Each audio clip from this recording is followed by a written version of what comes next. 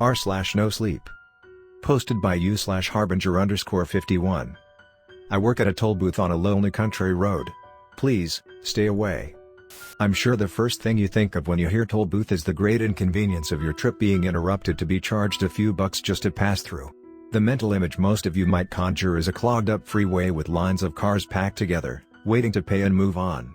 I can imagine the people who work at those booths find it even more boring than you do. The one I work at couldn't be further from the stereotype. The toll booth I operate is situated on a small country road that curves a few times along its path through the woods surrounding it, far away from any bustling highway. The booth itself is more like a little wooden shack, with chipped paint and an old sign that reads 25 cents, an amount I don't believe has changed since sometime in the 50s. I guess that's when they decided to stop pretending it was a normal toll booth. Its only accessory is the barrier arm I can flip up or down. The interior is simple, with a single chair and a light on the ceiling, the only light besides the moon for miles. It only has one operator on any given night, most nights, that's me. On the surface, it doesn't make sense why our local government would pay someone to sit out in the middle of nowhere to operate a booth that makes no money, and believe me, they pay well. But if you spent a single night out there, you would understand why. No, there isn't a sudden influx of 1,000 cars waiting to pay their tolls at 3 a.m. What we protect by keeping this booth running is worth far more than any monetary cost could make up for. In my town, the job of operating the lonely booth is one that is highly respected and rarely spoken of. In fact, it's something of an unspoken rule that you keep private any conversations about the booth, the road, or anything related. Everyone around here knows there's something off about this place. Almost everyone has seen something they can explain or something they wish they hadn't. A lot of rural towns have their own urban legends. Most of the time, their residents embrace the myths. I suspect it's because they all know it's a myth, save for a few crazies. Our town is the opposite. We keep quiet about the things we've seen. The most we can do around here is to steer people clear of the road and hope nothing strays from it. The last we wanted was for the rest of the world to find out, and I suspect we're not the only ones. You see, our town is doing far better than most in our area. Our infrastructure never seems to crumble or degrade, our public schools are well funded, and no one is ever stuck looking for work. The reason this is noteworthy is that our town isn't exactly in the most prosperous region of America. This money is coming from somewhere, and it's not from our little property taxes. I've got a suspicion that the feds, or someone else, is dumping money into our town and that they're keeping tabs on our little toll booth situation as well. I know this all sounds ridiculous now, but once you get a better idea of my job, and of recent events, I think you'll understand. As I said, the booth only has one operator each night, a tradition that goes as far back as we've been at town. Each week, we hold a private meeting at our town hall. At this meeting are all current toll booth attendants and any former ones who can make it.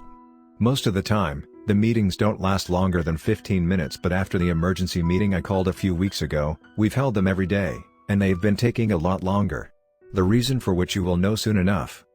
I suppose this is a good time to explain what happens at the toll booth and the road it sits on.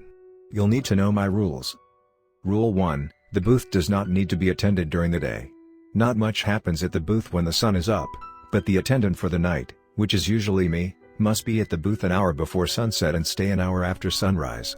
The attendant for the night is not to leave the booth at any time during their shift, for any reason. Transportation isn't an issue because either the sheriff or one of the deputies always gives us a ride to the booth at night and a ride back to town in the morning. Rule 2, no cell phone, radio, or other electronic or communication device is allowed while operating the booth at night. The only thing running on electricity that a booth attendant is allowed to have is a flashlight. If you happen to bring a device accidentally, shut it off, store it inside the booth, and pray that it doesn't turn itself back on. Leaving it outside the booth is not an option. Should your device turn itself on inside of the booth, your next best bet is to destroy it. This sounds like a drastic measure, but I've made this mistake before. I lasted about an hour before I couldn't take the screams coming from my phone and stomped it into oblivion. Haven't made the mistake of taking it with me again. I've never been told what the screams and other noises are, but I do know that past attendants have heard the same thing. Rule 3, rare as they are, cars may approach the gate at any time during the night. A common trait among those who end up on this road at night is confusion. The attendant's job is to decide whether they will be let through or turned away. The driver, along with confusion, may express other emotions.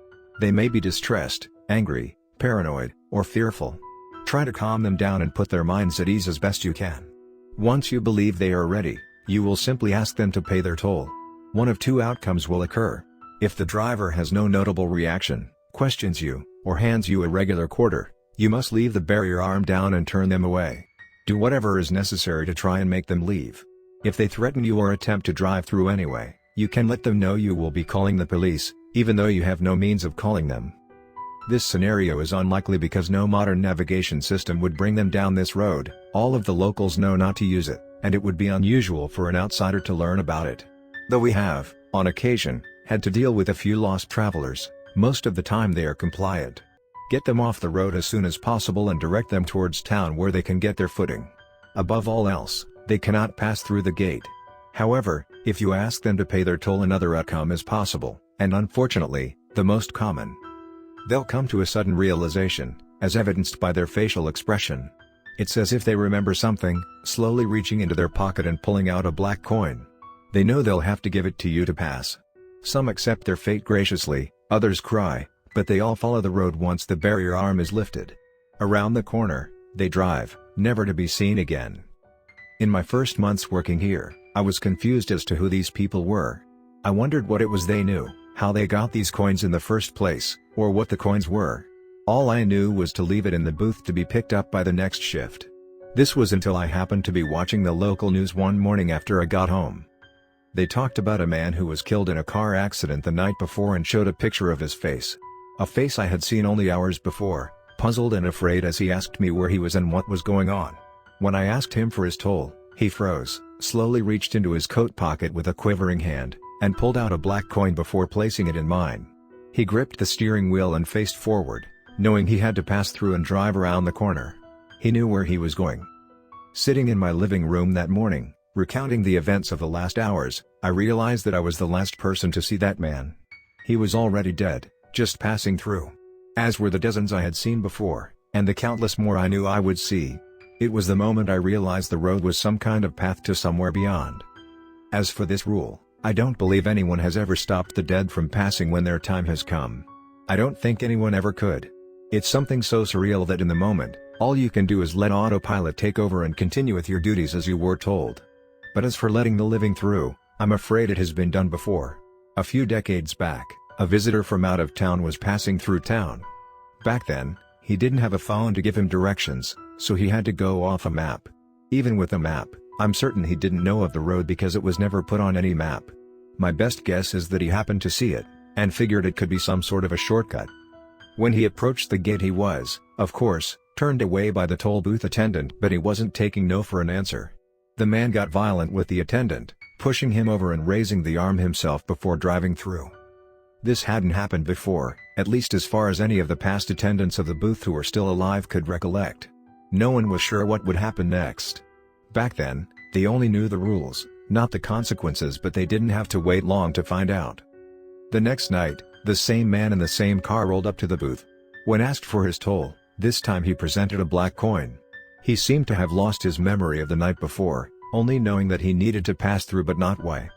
This has continued every night for the last several decades. Each night he pulls up, confused as to why he's here and needs to pass, and forgetting each time. Each night he gives us a coin. Each time he passes on, driving around the bend into the woods, not seen until the next night. He never ages and his appearance never changes. Sometimes he even says the same exact thing as the night before. Other times he expresses a sense that he's been here before and that everything feels familiar, like he almost remembers sometimes. His fate is one I wouldn't wish upon my worst enemies. Dead, but not being allowed to move on, and never remembering why you're there, living the same moment night after night until who knows when. His story is one that reminds me of the importance of our job here, but not the only one. Rule 4, at some random point in the night, you may hear something moving through the trees, something big.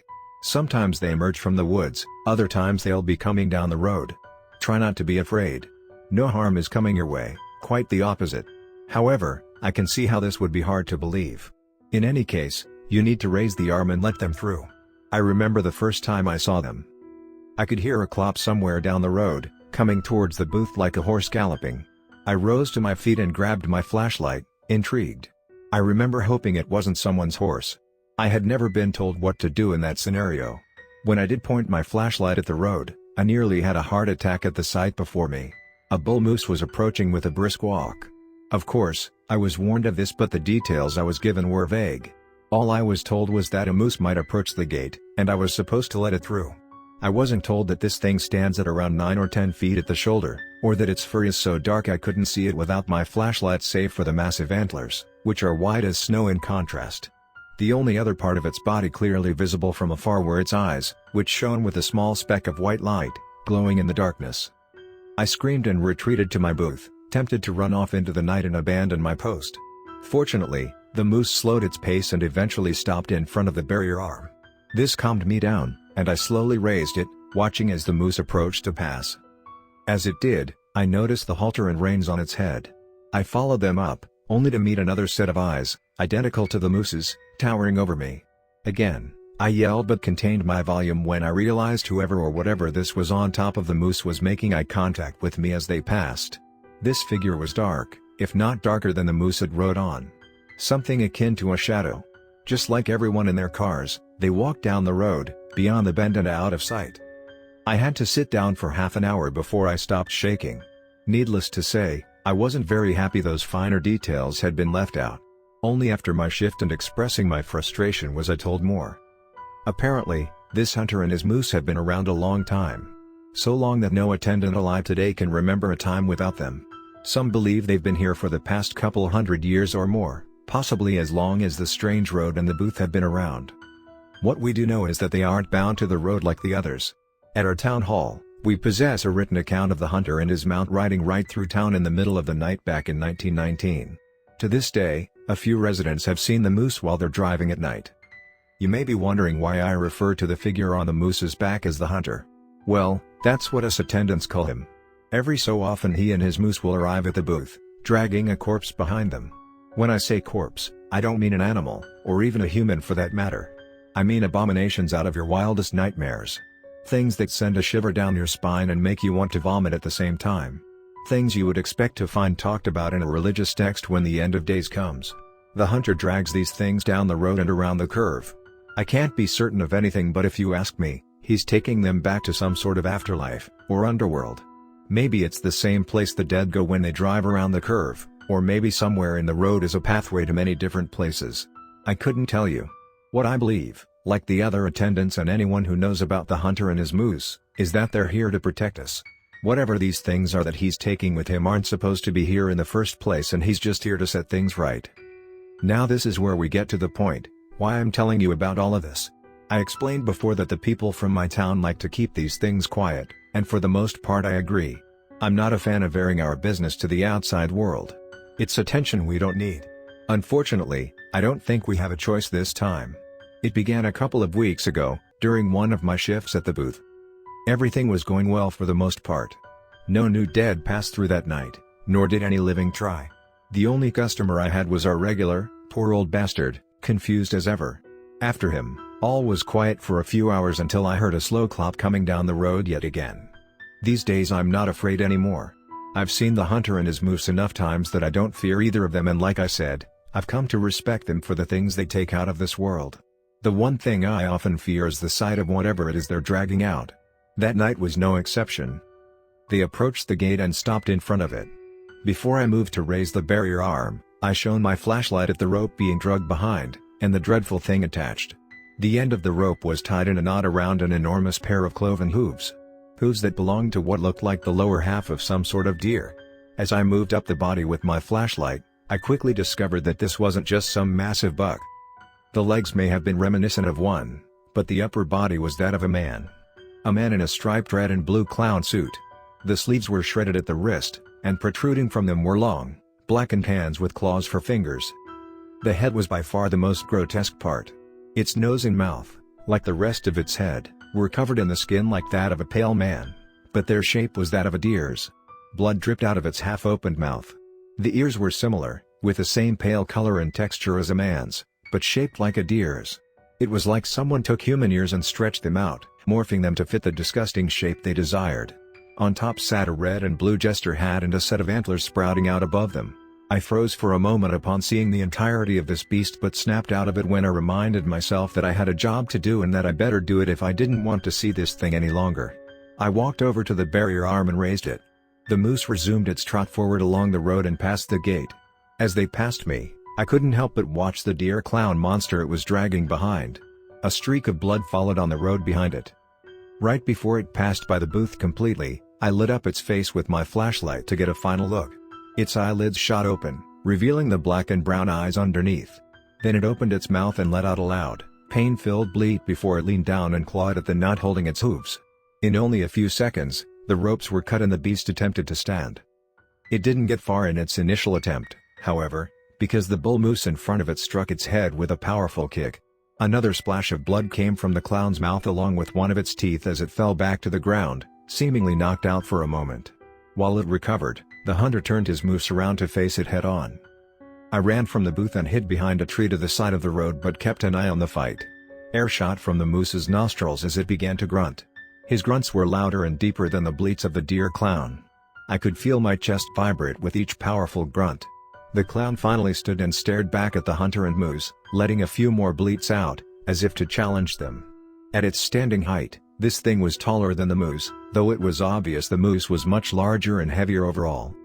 The moose lowered its head and charged. Before it connected, the clown thing attempted to claw at the hunter on its back but failed. It was picked up off the ground by the moose's antlers and driven through a row of trees that came crashing down on top of it. The moose backed up a step and turned, allowing the hunter to throw a new rope around the clown's head. The moose charged away with the hunter holding the new rope. They began to drag the clown by the neck, I assume hoping to finally make it around the bend this time.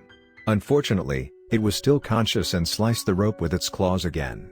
The clown didn't waste any time, hurrying to its hooves and charging into the woods. The hunter on his moose followed. In only a moment, they were both out of sight. I only noticed my heavy breathing after all was quiet again. It took me an hour to work up the courage to leave the tree line and return to my booth. When I did, I noticed the tooth from the clown lying on the road and collected it. Fortunately for me, the rest of my shift was uneventful. Unfortunately, the hunter never returned with the clown. When the sheriff picked me up at sunrise, I told him to hurry to the town hall for an emergency meeting. During the drive, I contacted everyone else and told them to get there as soon as possible. At the meeting, I presented the tooth and gave an account of what I had just witnessed. There was a mix of emotions. None of the other attendants had ever seen something escape from the hunter before, and none knew what it meant. The agreed-upon action was to wait at least a week. It's unusual to not see the hunter and his moose for more than a week, so we figured he would catch the clown in the next couple of days and all would be sorted. I dearly wish that was what happened. A day later, a video surfaced on the internet from the town over. It showed a pair of deer antlers sticking out above the tops of trees as the man recording was driving. A few days after that, another video. This one was recorded by a woman who awoke in the middle of the night to laughter outside. Halfway through the video, you can see the antlers and part of the hat outside of a second-story window. The woman recording didn't notice, but commenters on the video sure did. Last week someone halfway across the state uploaded a grainy photo of a black moose on a hill in a clearing between the trees, far off in the distance. These are just the ones I've seen. Now you can see why we've been having meetings every week. I can tell we're not the only ones in a panic either. Strangers started showing up around town, and not the kind that are just passing through. They try their best to fit in but they stick out like a sore thumb. The dead giveaway is when they show up to our bars and diners, striking up a conversation before asking folk what they've seen around here lately, asking about the booth and the strange road.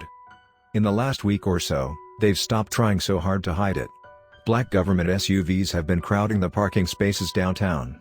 We kept the tooth in the town hall along with every other document and record we have about the booth, and now it's all missing. It's clear that whatever happened that night wasn't supposed to, and we weren't the only ones who noticed. I didn't work last night, but the attendant who did had a lot to report this morning in our meeting. The feds drove out to the booth and took a look around. He pleaded with them not to drive through, but in response, they told him they already knew why they shouldn't. Something we weren't expecting. It's only a matter of time before they come for me. I suppose I'll tell them the truth when the time comes. As much as we like to keep it a secret in our town, the genie is out of the bottle.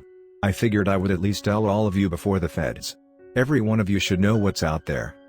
As for me, I'll keep watching the booth at night. Sticking to my duties is about all I can do. Still, I'll be keeping up with all of the developments that I can. I can only guess based on the posts I've strung together, but it looks like the clown is still on the move, and our hunter close behind. I can only pray that he catches it soon. In the meantime, If you hear strange laughter in your backyard at night, stay inside.